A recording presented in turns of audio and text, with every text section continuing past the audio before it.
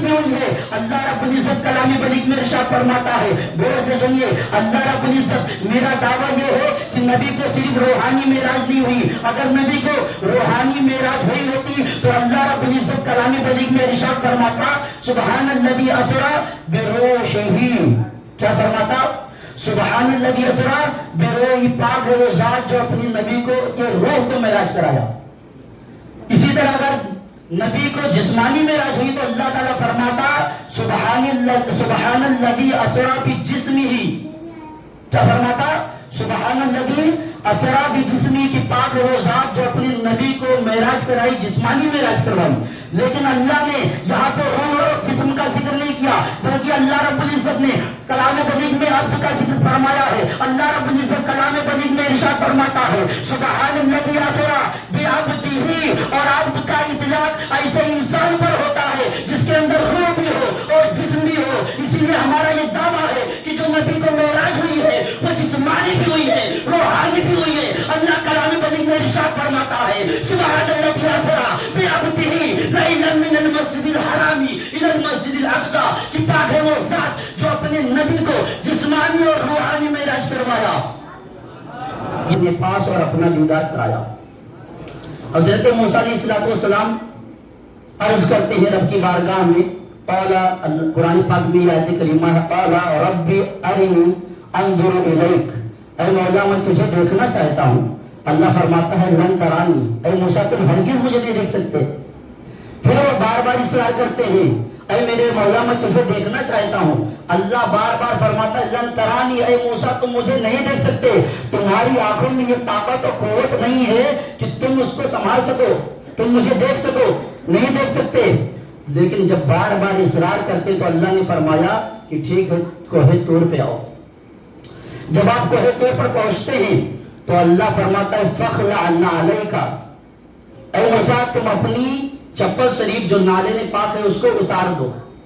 لِأَنَّكَ بِالْوَادِ الْمُقَدَّسِ طُوَى, اس لیے کہ تم مقدس جو وادی ہے طویٰ کی وہاں پہ ہو, اس لیے اس کو کیا کرو دور سے اتار دو. اور تم دیکھنا چاہتے ہو نا تو پہلے 40 دن روزے رکھو, عبادت و ریاضت کرو, اور اپنے شوق اور مست میں مجھ سے بے پناہ محبت کر کے پھر تم تو گوہے طور پہ آؤ, میں تمہیں اپنا دیدار کراؤں گا.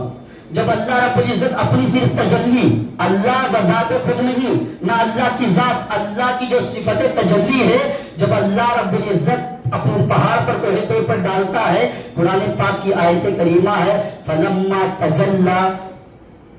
تجلی ربہ للجبل جعلہ دکا وخر موسیٰ صعقا, کہ جب اللہ نے اپنی تجلی کو پہاڑ پر ڈالا تو پہاڑ ریزہ ریزہ ہو گیا اور موسیٰ علیہ السلام گش کھا کر برداشت نہ کر کے بے ہوش ہو گئے. حضرت موسیٰ علیہ السلام ایک تجلی کو برداشت نہ کر سکے. افضل نبی کریم صلی اللہ علیہ وسلم کی فضیلت اس سے ثابت ہوتی ہے. سنیے, حضرت موسیٰ علیہ السلام گش کھا کر بے ہوش ہو گئے. جب آپ بے ہوش ہو جاتے ہیں, ہوش آنے کے بعد اللہ کا شکر ادا کرتے ہیں کہ اے پروردگار عالم, میں تیرا کروڑوں احسان ہے, میں تیرا شکر بجا لاتا ہوں کہ مولا تعالیٰ تم نے مجھے اپنی تجلی دکھائی, مجھ سے پہلے کسی نبی کو یہ شرف نہیں بخشا. اللہ رب العزت ارشاد فرماتا ہے, غور سے سنیے, اللہ رب العزت ارشاد فرماتا ہے کہ اے موسیٰ اگر تجھے شکر بجا لانا ہے تو میرا شکر بجا لا اور میرے نبی سے محبت کر, میرے نبی سے محبت کر. آپ حضرت موسیٰ علیہ السلام اللہ کی بارگاہ میں عرض کرتے ہیں اے میرے مولا یہ بات سمجھ میں آتی ہے, میں تیری وحدانیت کو مانتا ہوں, تیری ربوبیت کو مانتا ہوں, لیکن کیا تیری ربوبیت کے ساتھ ساتھ نبی سے محبت کرنا لازم ہے, ضروری ہے؟ اللہ رب العزت فرماتا ہے لولاک محمد وامتہ لما خلقت الارض افلاکا والشمس والقمر ولا ملکا ولا الا ایاکا. اے موسیٰ اگر نبی کریم صلی اللہ علیہ وسلم کو پیدا کرنا مقصود نہ ہوتا, اور صرف نبی کریم امت محمدیہ کو پیدا کرنا مقصود نہ ہوتا, تو میں کبھی بھی افلاک آسمانوں کو پیدا نہ کرتا, زمین کو پیدا نہ کرتا, چاند سورج کو پیدا نہ کرتا.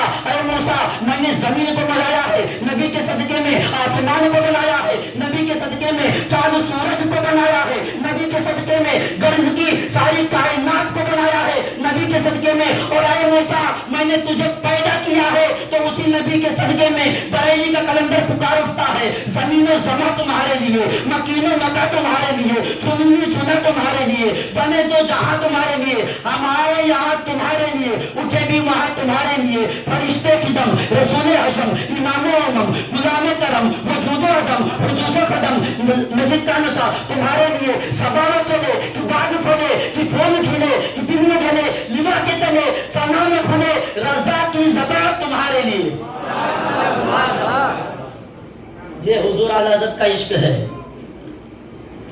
محترم سامعین کرام، حدیث پاک میں آتا ہے حضرت موسیٰ علیہ السلام اللہ سے شکایت کرتے ہیں، ذکر کرتے ہیں، سنیے حدیث پاک سنیے، الفاظ سنیے نبی نے جو فرمایا تھا۔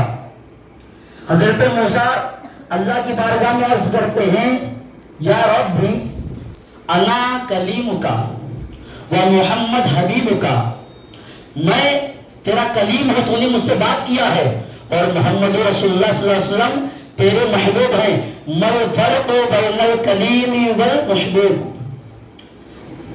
آپ کیا کہتے ہیں کہ تو نے مجھے کلیم بنایا اور محمد رسول اللہ صلی اللہ علیہ وسلم کو حبیب بنایا، مل فرق بین الکلیم والحبیب، کلیم اور حبیب کے درمیان کیا فرق ہے؟ سنیے، غور سے سنیے، اللہ رب العزت کیا فرما رہا ہے، سنیے نا آپ لوگ، سنیں گے نہیں تو مزہ نہیں آئے گا۔ سنیے کہ میں کتنی امپورٹنٹ بات کہہ رہا ہوں۔ اور جب حضرت موسیٰ علیہ السلام نے اعتراض کیا تو اللہ نے کیا جواب دیا وہ سنیے نا، نبی کی فضیلت۔ حضرت موسیٰ نے کہا، یا ربی انا کلیمکا و محمد حبیبکا، مل فرق بین الکلیم والحبیب، کہ میں تیرا کلیم ہوں، محمد تیرے حبیب ہے، تو کلیم اور حبیب کے درمیان فرق کیا ہے؟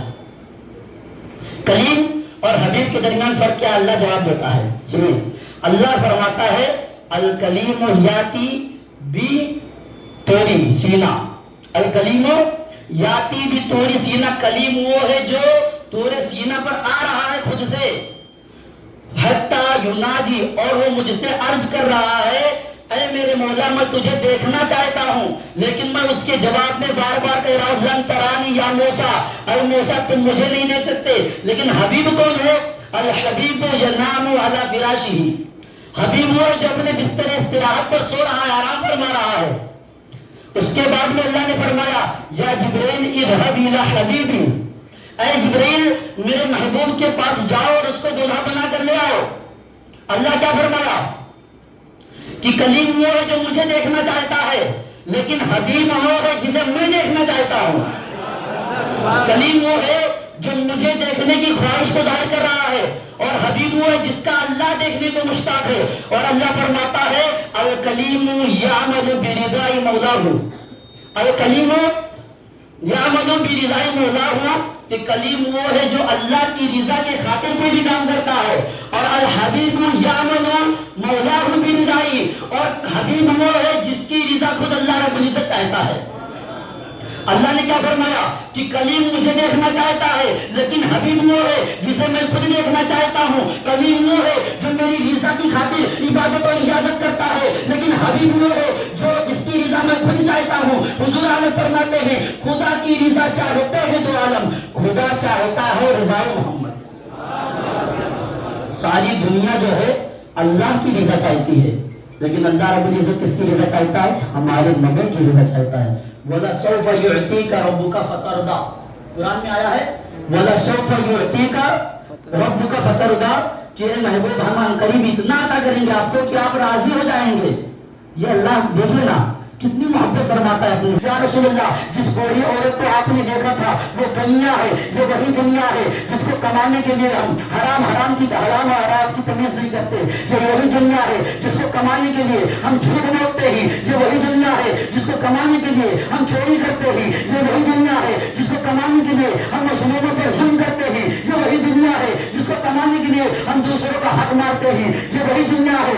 جبریل عرض کرتے ہیں، یا رسول اللہ، جتنی عمر اس بوڑھی عورت کی بچی ہے اتنی ہی عمر اس دنیا کی بچی ہے، یہ دنیا بہت جلد فنا ہو جائے گی۔ اے میرے بھائیو، جس دنیا میں ہم اور آپ رہ رہے ہیں، حرام اور حلال کی تمیز نہیں کرتے ہیں، غیروں کا حق مارتے ہیں، مظلوموں پر ظلم کرتے ہیں، جھوٹ، غیبت، حسد، جلن، یہ سارے کام کرتے ہیں، یاد رکھو مسلمانوں، ایک دن یہ دنیا فنا ہو جائے گی، پھر تم کیا کرو گے؟ آخر کس لیے جھوٹ بولتے ہو؟ اس دنیا کو کمانے کے لیے جب تم جاؤ گے تو کیا ساتھ لے کر جاؤ گے؟ کیا یہ مال دولت لے کر جاؤ گے؟ یہ مغنا اور گاڑی لے کر جاؤ گے؟ یہ عزت، یہ شہرت، یہ دولت لے کر جاؤ گے؟ آج تک بتاؤ، کوئی کروڑ پتی ہو، ارب پتی ہو، کتنا بھی بڑا مالدار کیوں نہ ہو، جو بھی گیا ہے اس دنیا سے تو خالی ہاتھ گیا ہے۔ اگر اس کے ساتھ کوئی چیز گئی ہے، کوئی شے لے کر گیا ہے تو صرف اپنے اچھے اور بڑے اعمال لے کر گیا ہے۔ اسی لیے اس دنیا کو آپ کے سامنے خود مثالیں ہوں گی کہ انسان نے کمایا، بہت کمایا، لیکن گیا تو خالی ہاتھ، نہ بیوی، نہ بچے، نہ لوگ، نہ خاندان، نہ رشتہ دار، نہ فیملی، کوئی نہیں جاتا ہے، صرف وہی انسان اور اس کے اعمال جاتے ہیں۔ لہٰذا میرے بھائی، کبھی بھی دنیا کی لالچ میں آ کر یہ سارے کام نہ کریں، بالکل ہرگز نہ کریں۔ پھر نبی آخر الزمان صلی اللہ علیہ وسلم گزرتے ہیں، آپ فرماتے ہیں مررت بموسیٰ وہو یصلی قائما فی قبرہ۔ نبی کیا فرماتے ہیں کہ میرا گزر حضرت موسیٰ علیہ السلام کے قبر کے پاس سے ہوا تو میں نے دیکھا کہ موسیٰ علیہ السلام اپنی قبر میں کھڑے ہو کر نماز پڑھ رہے ہیں۔ حضرت موسیٰ علیہ السلام کھڑے ہو کر اپنی قبر میں کیا کر رہے ہیں؟ نماز پڑھ رہے ہیں۔ میں ان اکوتے اندھوں کو بتانا چاہتا ہوں کہ یہ حدیث پاک تمہاری نگاہوں سے نہیں گزرا۔ جو لوگ کہتے ہیں کہ ماذ اللہ رب العالمین، نبی مر کر مٹی میں مل گئے، میں انہیں کہنا چاہتا ہوں اگر انبیاء کرام مر کر مٹی میں مل گئے تھے تو حضرت موسیٰ علیہ السلام قبر میں کھڑے ہو کر نماز کیسے پڑھ رہے ہیں؟ اور جتنی بھی عبادتیں ہیں وہ زندوں پر ہے، مردوں پر نہیں ہے۔ جب انسان مر جاتا ہے تو نہ اس پر نماز ہے، نہ روزہ ہے، نہ حج ہے، نہ زکات ہے۔ لہٰذا پتا چلا کہ انبیاء کرام اپنی قبروں میں زندہ ہے، اور نبی خود فرماتے ہیں نبی اللہ حرم علی الارض ان تاکل اجساد الانبیاء فنبی اللہ حی یوسف، کہ انبیاء کرام اپنی قبروں میں زندہ ہیں اور انہیں رزق دیا جاتا ہے۔ اللہ نے زمین کو حرام قرار دیا کہ وہ انبیاء کرام کے جسموں کو کھائے۔ انبیاء کرام کیا ہے؟ زندہ ہیں۔ اور جب حضرت موسیٰ زندہ ہے تو ہمارا نبی ماشاءاللہ یقیناً کوئی شک ہی نہیں ہے، کوئی شک ہی نہیں ہے